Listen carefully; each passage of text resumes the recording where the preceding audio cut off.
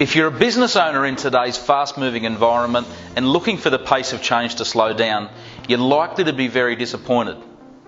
Some say change is the only constant, others say change or die, so there's no doubt the rhetoric around change is pretty strong. But the simple fact is, if your business isn't innovating, if it's not adapting, not improving, not changing, it'll be falling behind. And the issue that business owners face, though, is that change is hard and it doesn't always work. Not necessarily because there's a lack of ideas or drive or competitive spirit, but perhaps a lack of buy-in from the team, or the business just wasn't ready, or the skills or resources or funds weren't there.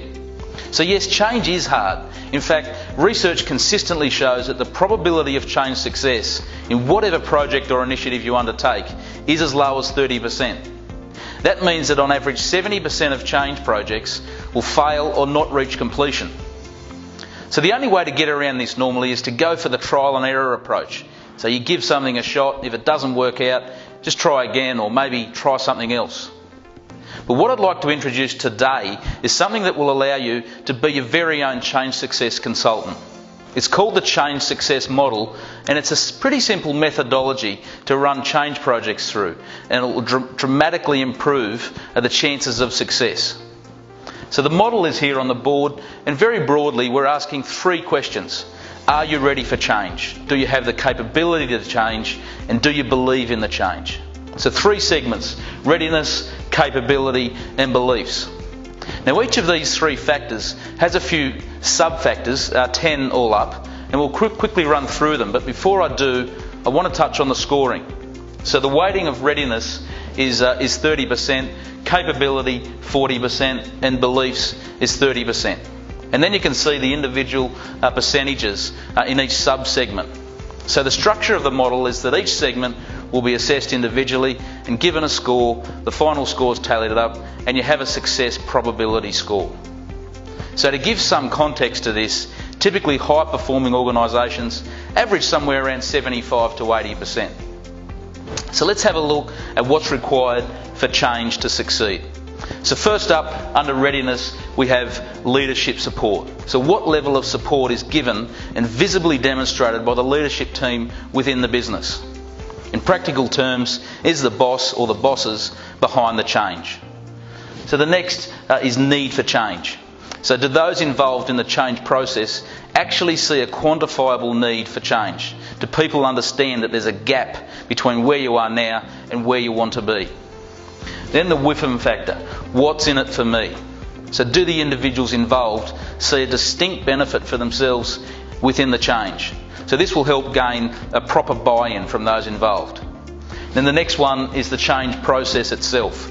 People have to believe that the process you're using is the most appropriate for the change to succeed. Then the last one in this section is confidence, which is, do the people have both self-confidence and confidence in the organisation to achieve the change? And past experience has a big bearing on this one. So if you've got a history of not completing projects, you're unlikely to get a very high score on this measure. So then we move on to capability.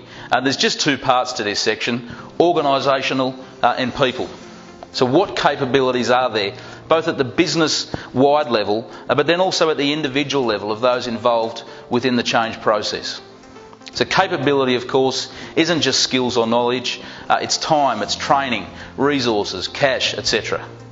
So the capability section has the greatest weighting. You'll see it's got 20 points for each measure, and that's because this is just so critical.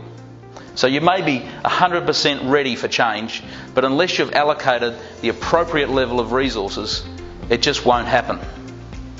And then the third sector is beliefs. And without getting too fluffy, this is pretty simple.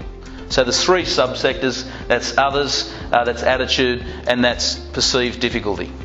So do others believe in the change? Do those involved believe in the change? And what is the perception of the difficulty that's involved?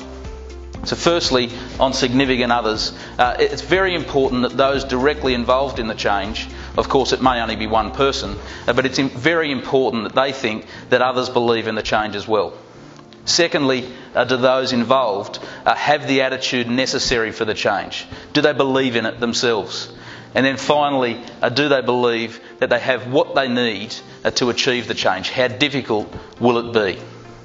So that's the change success model, or the wheel of change, whichever you prefer. And now you're not going to assess every little project in your business through this model. That's not the point. But if you're a little tired of projects and new initiatives starting and never being completed, have a go with this process. Run your change project through this method, ask the tough questions and see how it goes. So I hope this has been helpful. If you'd like to discuss further, feel free to reach out. Otherwise, we'll see you next week.